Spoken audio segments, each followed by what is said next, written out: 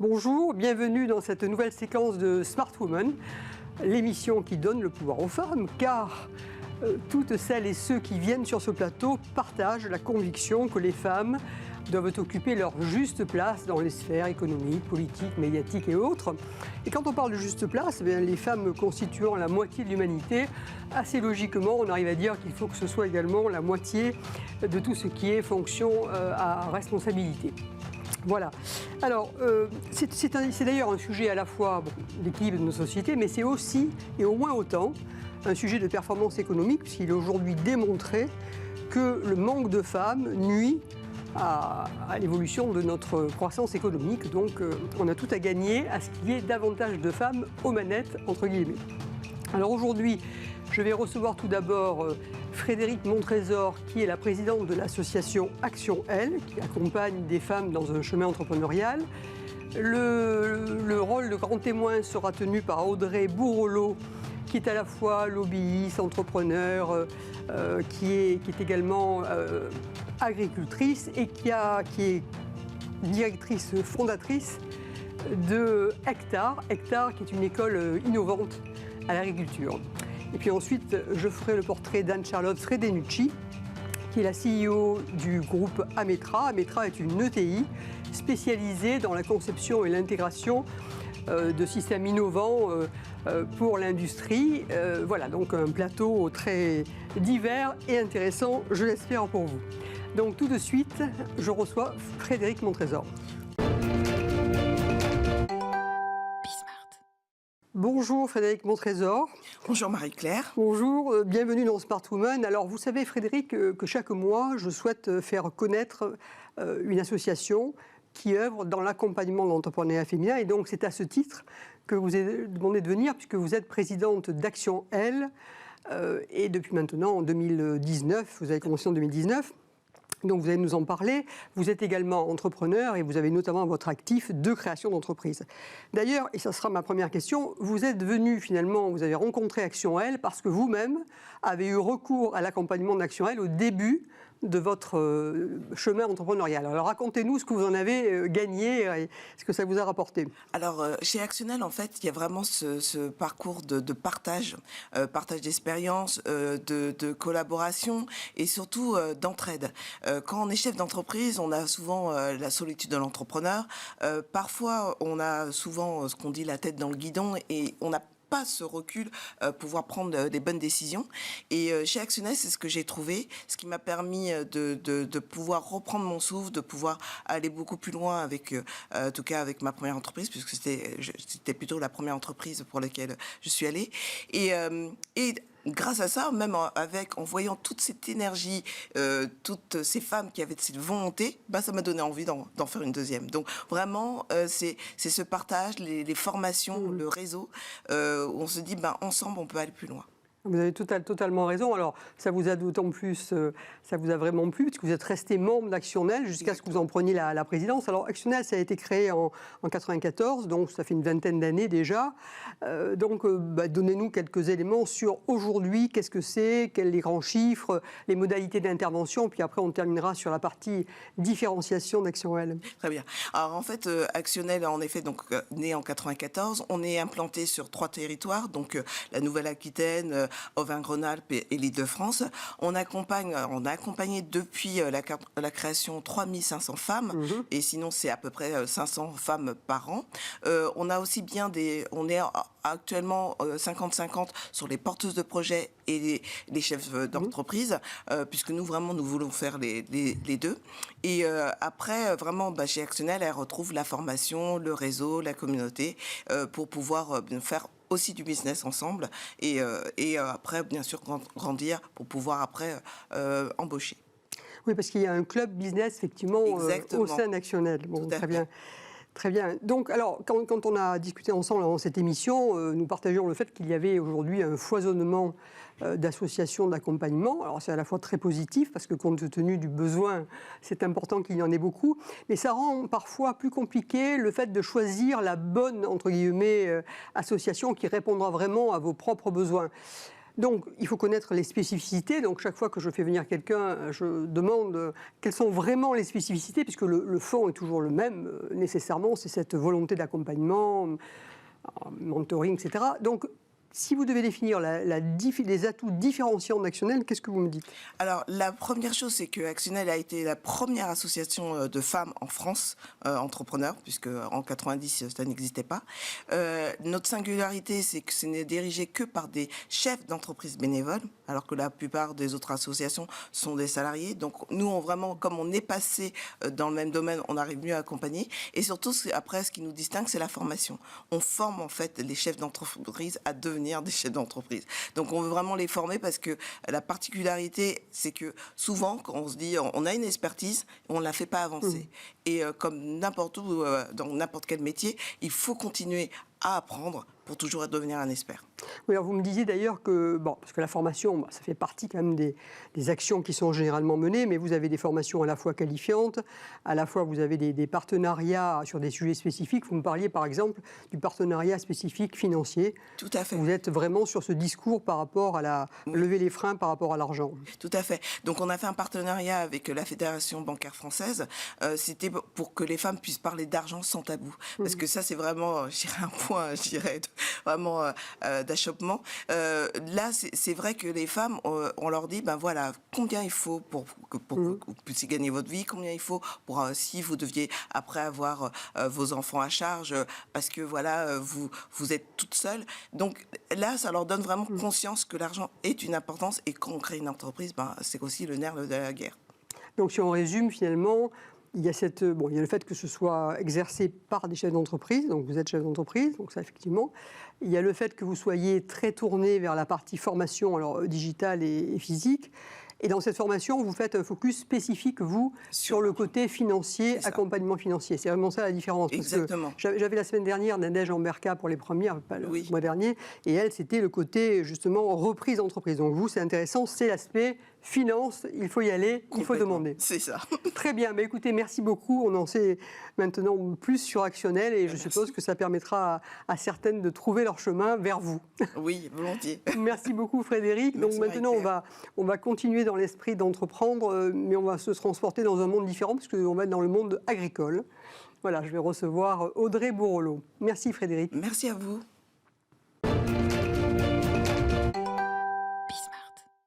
Bonjour Audrey Bourrelot. Bonjour. Merci d'avoir accepté mon invitation.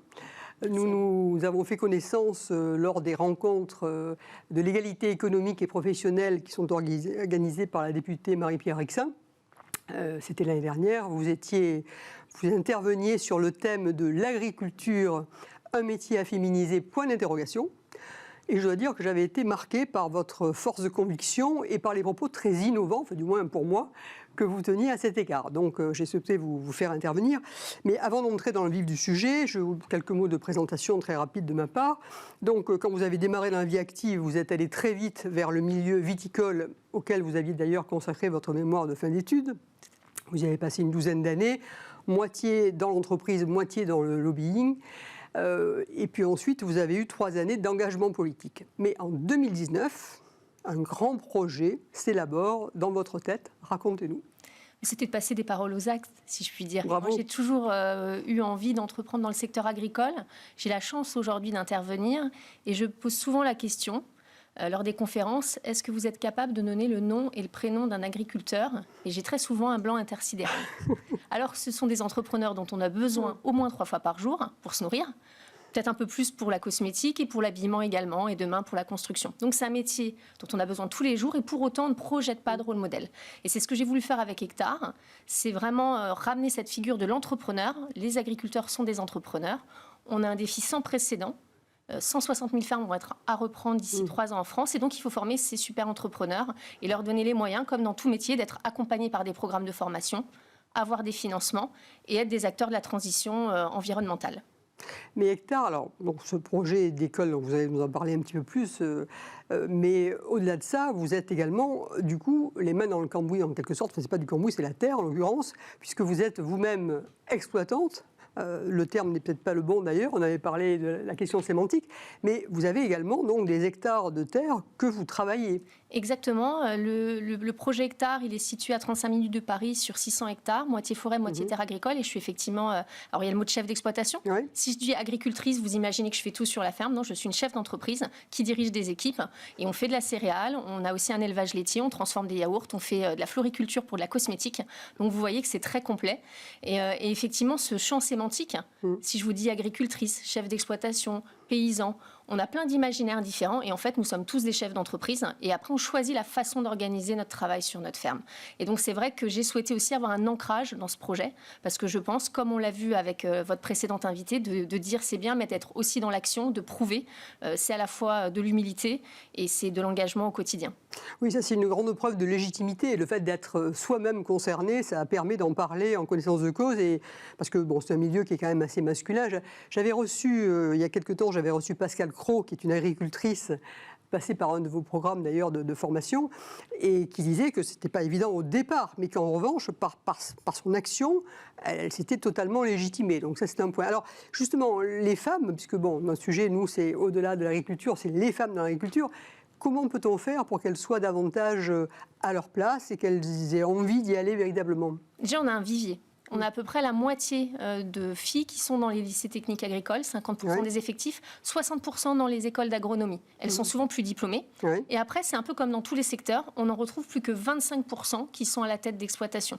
Donc on voit qu'on a déjà un premier plafond de verre qui est comment elles sont légitimes dans des transmissions à reprendre les rênes des entreprises. La deuxième chose, c'est quand on monte dans la gouvernance. Alors là, c'est encore plus frappant. Je prends souvent l'exemple des coopératives agricoles qui sont des metteurs en marché extrêmement importants pour notre secteur. Il n'y a que 9% de femmes dans les conseils d'administration. Et donc, c'est pour ça que j'ai voulu faire ce programme qui s'appelle Farmer. C'est vraiment d'accompagner le leadership. Moi, j'ai eu la chance, vous l'avez dit dans mon parcours, de faire plutôt des entreprises, des grands groupes où on a accès à ces programmes. Et là, c'est donner les codes à des agricultrices pour qu'elles rentrent dans la gouvernance agricole. Je peux prendre un autre exemple. On a un réseau qui sont les chambres d'agriculture. Il n'y a que 2 femmes sur 34 administrateurs au sein du conseil d'administration. Donc pour moi, c'est vraiment leur donner les clés. Après, à elles de s'en saisir. Et c'est ce qu'on fait aussi sur ce programme d'accompagnement au leadership en agriculture. Bien sûr. Et alors, ce qui m'avait aussi marqué dans votre propos, c'est que vous considérez à juste titre que l'exploitation agricole, c'est une entreprise et que donc elle peut être gérée avec le mode de l'entreprise, ce qui est pas l'idée, parce qu'on pense effectivement plutôt à quelqu'un qui ne compte pas son temps, qui est en permanence en train de travailler dans les champs, dans les tables, enfin, quel que soit son mode d'intervention. Et donc, on n'imagine pas la façon entrepreneuriale de manager avec l'ensemble des moyens, des outils de l'entreprise, notamment tout ce qui est analyse de process. Ça, je pense que c'est particulièrement intéressant, notamment pour les femmes. Effectivement, aujourd'hui, on a essayé, nous, avec Hectare, de travailler avec les outils de notre temps. On a le digital et la tech, ça existe dans tous les autres secteurs. On l'a vu dans l'industrie, on a besoin d'organiser, de mieux planifier. On vient d'un secteur qui hérite d'une transmission familiale et orale. Aujourd'hui, moi, je dirige une exploitation avec des salariés. Eh bien, il y a besoin de process, il y a besoin de management visuel. Je sais que dans l'industrie, c'est un sujet qui vous est cher. On a mis en place du lean management. Nous, on essaye de mettre en place ces outils de management sur les fermes et ça fonctionne. Et on doit travailler notre marque employeur. On a besoin d'attirer des chefs d'exploitation ou des chefs d'entreprise repreneurs, mais aussi de trouver nos salariés. Et ça, je trouve que c'est vraiment un peu un grand absent de l'innovation. Moi, j'appelle ça l'innovation sociale. Et on voit que le digital, on a des outils pour mieux s'organiser, planifier. On a énormément de données à croiser sur nos fermes. Et donc, c'est juste inscrire ce métier avec les outils de son temps et c'est ce qu'on fait sur notre pôle innovation. Donnez-nous un exemple concret de l'utilisation à la fois des outils, de l'observation, du process, des données, etc. Je peux avoir un exemple parce qu'on est à la tête, donc je suis à la tête d'un troupeau de vaches et aujourd'hui on a fait le choix d'avoir un élevage 100% à l'herbe et donc il faut conduire le troupeau qui est un troupeau plein air en fonction des données de météo. De la donnée de la statistique de la pousse de l'herbe, c'est combien est-ce qu'il y a assez sur cette parcelle. On a, grâce à des colliers connectés, l'état de santé de la vache. Est-ce qu'elle, un peu comme nous, est-ce qu'elle marche assez, est-ce qu'elle se lève, etc. On a un sujet d'ombre à gérer pour que les animaux soient dans des bonnes conditions. Toutes ces données aujourd'hui, on arrive à les croiser, c'est un outil d'aide à la décision. De la même manière, on a des plannings, on transforme, on a des plannings sur la logistique, la traçabilité, ce qui, somme toute, paraît assez évident dans d'autres secteurs, mais qui est assez empirique dans le secteur agricole. Et surtout, nous, on essaye que ces objets-là, ces outils-là, rentrent bien dans la structure de coûts d'une exploitation agricole. On parle souvent des exploitations agricoles et de leur taille. L'Europe, c'est la première puissance agricole mondiale. La France, c'est une grande puissance agricole, mais on a des tailles d'exploitation qui, quand on regarde aux États-Unis ou ailleurs, restent petites. Une grande ferme en France, c'est 250 hectares. Ouais. Vous regardez en Ukraine, c'est 10 000 hectares. Donc la tech et le digital doivent aussi s'adapter à la taille de nos exploitations, qui restent finalement des exploitations à taille humaine. Et donc, c'est ce qu'on essaie de concilier. Et peut-être pour finir, ce que je vous l'avais dit également, c'était quand on parle du chef d'entreprise, c'était important aussi pour moi de ne pas rentrer dans le jeu des pratiques agricoles, qui est souvent la clé d'entrée, qui est assez clivante en France. C'était de dire, moi je suis une chef d'entreprise, mon actif c'est mon sol, c'est ma terre agricole. Et donc on essaie dans nos pratiques d'en prendre soin. Et je crois que c'est ce que j'ai essayé de faire avec Hectare, d'être vraiment sur l'acceptation de toutes les pratiques agricoles et vraiment d'apporter une pierre à l'édifice sur l'économie et l'organisation au travail. Alors un tout dernier mot. Bon, tout ce que vous dites, moi j'y adhère parfaitement. Comment c'est reçu par le monde agricole, en quelques mots? Quand on a commencé le projet, on a 2 ans d'activité, donc on est encore jeune. Il y a eu forcément des questions et du questionnement qui est tout à fait légitime quand on innove dans tous les secteurs. Et c'est le rôle d'une chef d'entreprise d'aller au bout de ses convictions. Donc ça, je l'ai accepté. Et maintenant, j'ai la chance d'intervenir au niveau aussi des instances agricoles. Je pense qu'on est tous dans le même bateau, si je puis dire, d'attirer des talents. Et le projet est très bien perçu aujourd'hui. C'est une chance. Et il nous reste encore énormément à faire. Et donc moi, c'est vrai que j'essaie vraiment d'être plutôt dans un projet où on essaye d'être alliés pour mettre en avant ces rôles modèles. Vous aviez déjà reçu une femme agricultrice, je suis là aujourd'hui. Et je pense que tout ça, c'est très très important pour inspirer les jeunes femmes. Il n'y a aucun obstacle à entreprendre dans les métiers de l'agriculture pour une femme. Bravo, écoutez, merci beaucoup pour ce témoignage. Je suis sûre que vous allez donner envie et confiance. Et alors maintenant, vous allez voir, je vais changer de secteur, puisque je vais aller dans l'industrie avec Anne-Charlotte Fredrinucci. Vous allez voir que finalement, les sujets, malgré tout, d'attractivité se rejoignent et que donc on a là aussi beaucoup à faire pour pousser, pour que les filles et les femmes aillent dans ce métier-là. Merci beaucoup Audrey. Merci. À vous. Bonjour Anne-Charlotte Fredrinucci, ravie de vous retrouver. Alors Anne-Charlotte, vous êtes la présidente exécutive du groupe Ametra. Donc je disais en introduction que c'est un groupe qui, vous en parlerez, mais qui est spécialiste de la conception, de l'intégration des systèmes à la fois mécaniques, électriques, électroniques pour l'industrie, pour les industries, défense, aéronautique, nucléaire, entre autres, enfin principalement. Mais le mais n'est pas adapté. Et vous êtes aussi vraiment le porte-étendard, ou l'un si vous êtes modeste, mais le porte-étendard de la French Fab, puisque vous êtes véritablement très emblématique à cet égard. Alors c'est ce qui m'a donné bien sûr très envie de vous recevoir pour que vous portiez à nouveau ici haut le message pro-industrie française, et qu'également vous montriez toute la place que les femmes peuvent y prendre, puisqu'elle est encore largement insuffisante. Alors, en quelques mots, donc, on va faire un petit peu l'histoire, mais on va surtout après aller sur l'actuel et le futur. Mais vous, au début de l'histoire, vous ne vous prédestiniez absolument pas à reprendre l'affaire que votre père avait créée en 1978. Bon, mais faute d'avoir un fils, ce dernier vous a proposé en 2001 de le rejoindre. Donc, quel était votre état d'esprit au moment où il vous a fait cette proposition ? Alors vous avez raison, Marie-Claire. Déjà, merci pour cette invitation. J'ai entendu mon père toute sa vie dire « j'aurais bien aimé avoir un fils pour reprendre mon entreprise ». Comme il n'avait que 2 filles, à un moment donné, il s'est posé la question. Mais ce qui était nouveau en 2001 et qui ne se serait sans doute pas produit 10 ou 20 ou 30 ans avant, c'est qu'il s'est dit finalement, ma fille, qui a fait une grande école de commerce, qui est dans un cabinet de conseil en stratégie prestigieux, est sans doute la bonne personne pour reprendre l'entreprise. Et c'est à ce moment-là qu'il m'a fait venir en 2001 avec une première période pendant laquelle j'ai modernisé le groupe Ametra. Et puis en 2009, c'est là où j'ai vraiment repris les rênes parce que Ametra traversait une crise profonde. Et sans revenir sur cette période de troubles, nous sommes passés par plan social, procédure de sauvegarde. Mais finalement, l'histoire se termine bien puisqu'en 2009, nous étions 300 collaborateurs. Aujourd'hui, nous sommes 750, implantés sur une douzaine de sites en France, en Tunisie, en Inde. Nous avons réalisé notre première croissance externe il y a 2 ans. Et donc, Ametra est, comme vous l'avez dit, le partenaire des grands industriels de l'aéronautique, de la défense, du nucléaire. Nous faisons des produits aussi emblématiques que l'îlot des commandes de vol du Rafale pour Dassault Aviation. Donc, nous avons une place tout à fait privilégiée dans les industries auxquelles nous contribuons. Oui, alors vous avez travaillé au départ aux côtés de votre père. Il vous a laissé une certaine latitude, mais néanmoins, il était toujours aux commandes. Quand vous avez vraiment repris la main, donc au moment de la crise, parce que là, l'entreprise était au bord du dépôt de bilan, si je me souviens bien, en fait, vous avez mis en place certaines actions, vous avez pris des mesures spécifiques, vous avez changé la gouvernance du groupe. Oui, bien sûr. Oui. Dans un premier temps, j'ai pris des mesures que j'évoquais, plan social, procédure de sauvegarde, des mesures d'extinction d'incendie, on va dire.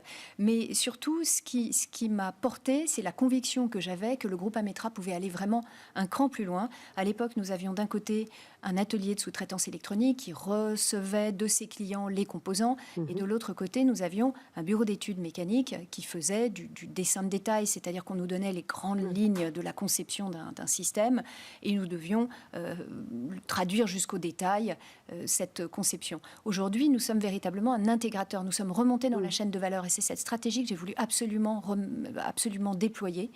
D'une part, dans l'usine, au lieu de recevoir les composants, maintenant, nous avons une activité de conception, une activité d'industrialisation qui est bien renforcée, une activité de pilotage de nos propres fournisseurs, puisque nous achetons maintenant nos composants. Nous sommes implantés en France, en Tunisie, en Inde, avec différents sites qui permettent de répondre de manière diversifiée aux besoins des clients.